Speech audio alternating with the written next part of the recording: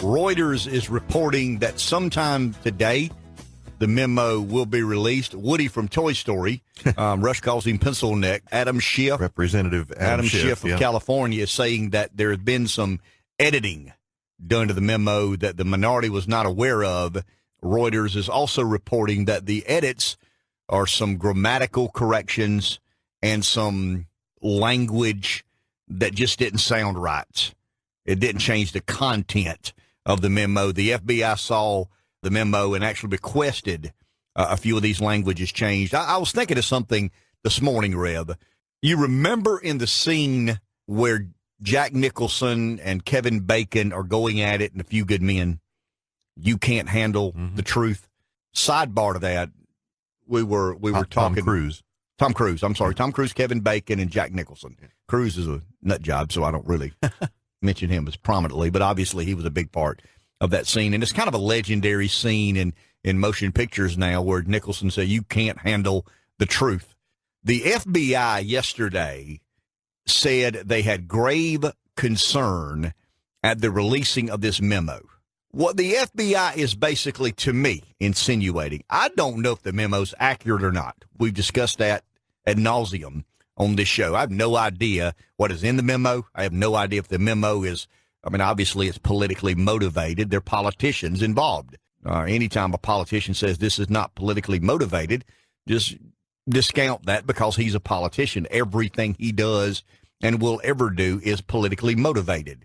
If he gets gas, there's some political motivation. If he goes to church, there's some political motivation. If he disciplines his child, there's some political motivation. That's what politicians do. For clarity's sake, I don't know what's in the memo. I don't know if the memo is an honest account or not. Obviously, I believe the memo is political, but I think the American public have a right to discern. Is this the way things went down, or is there some other version? And I was thinking about that scene in the movie with Jack Nicholson when he says, you can't handle the truth. Is the FBI disputing the content? And are they accusing the Republicans of misleading the American public? Or is the FBI basically saying, in Jack Nicholson tradition, you can't handle the truth?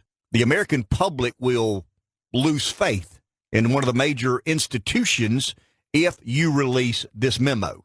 Because I don't care if we can handle the truth or not. If you can't handle the truth, that's your problem.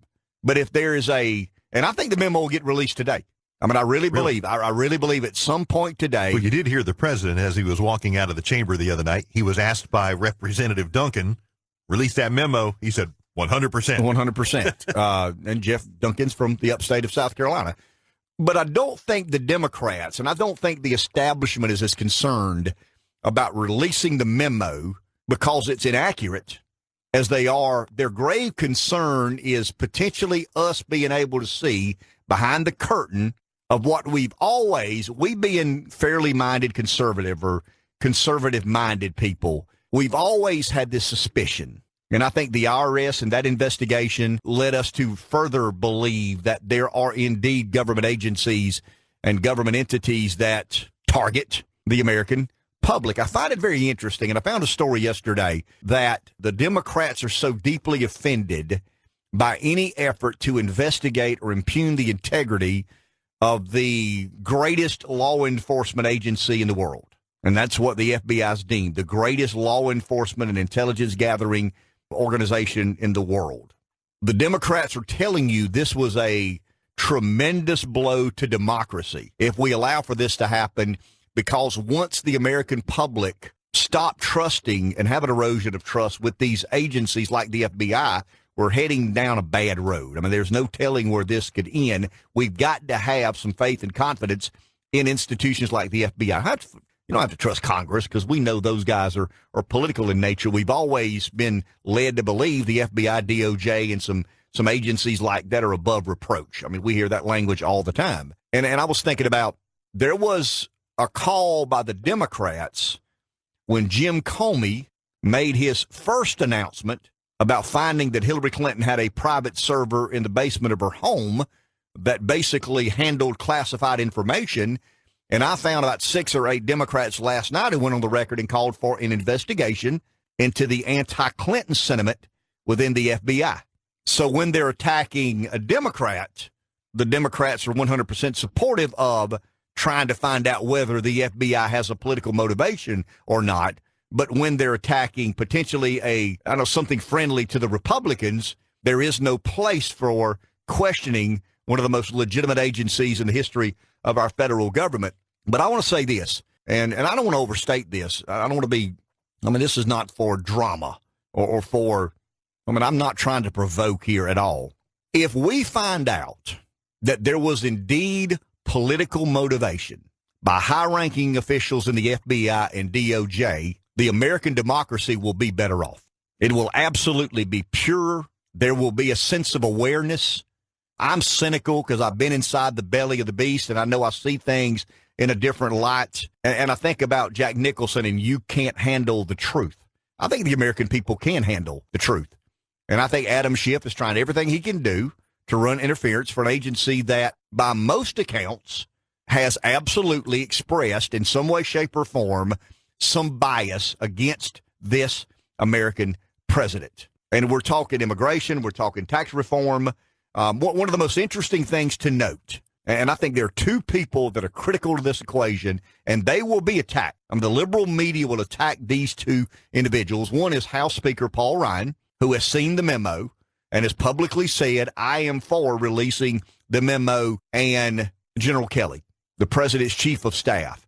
The FBI paid him a visit yesterday because he is the sane one in the White House. He's been around politics. He knows how this game is played. And I think the FBI and DOJ said, if we can get anybody, it'll be Kelly. Kelly's a mindful person, a thoughtful person. He's not one of these bomb throwers. He's not one of these guys that goes along. He's got a reputation of, integrity and motivated by the right forces. And we need to go talk to him and see if he can woe the president down and see if we can convince. And the language is grave concern. And I saw a comment this morning or yesterday morning that General Kelly is supportive of releasing the memo. And his quotes are, let the public decide. Let the public choose whether or not. And if the FBI and DOJ have grave concerns, then address the report. Make the report public. Make the memo public. This is not a subpoena. This is not an affidavit. This is a political party giving their opinion of what happened in regards, once again, to something that I've said has been the most critical component in this entire, Russian investigation. And I'm beginning to wonder and question, and I think Newt talked a little bit about it last night, who affected the outcome of the election more? Was it the Russian government or the American bureaucracy? And I think that's an honest question. Once again, I don't think that's a question Washington wants to have to answer. You can't handle the truth.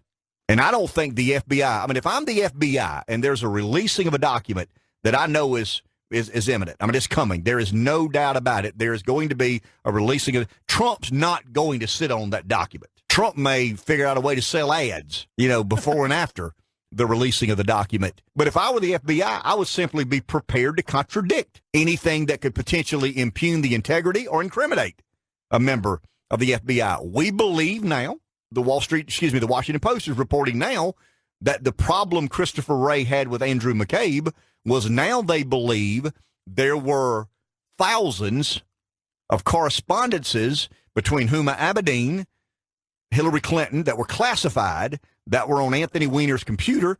The FBI got their hands on that sometimes in September, and McCabe sat on it. Didn't do anything with it. And there's a thought now, some of the FBI personnel have questioned whether or not McCabe had political motivation. In other words, was I trying to hold the information until after the election? Duh. Well, we know that we know that goes on. And Rev, it goes back to what I said a couple of days ago. There are 3 or 4 people critical to this, which it's not an investigation. It's a questioning of the motivation of DOJ and the FBI. And here's the simple question, and it's very humanistic. It has nothing to do with politics.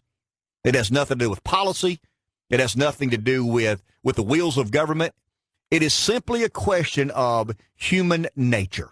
Do you believe that Peter Strzok, Lisa Page, Jim Comey, Andy McCabe, do you believe those 4 people can honestly separate their personal animus toward Donald Trump and still investigate Hillary Clinton and Donald Trump as they should?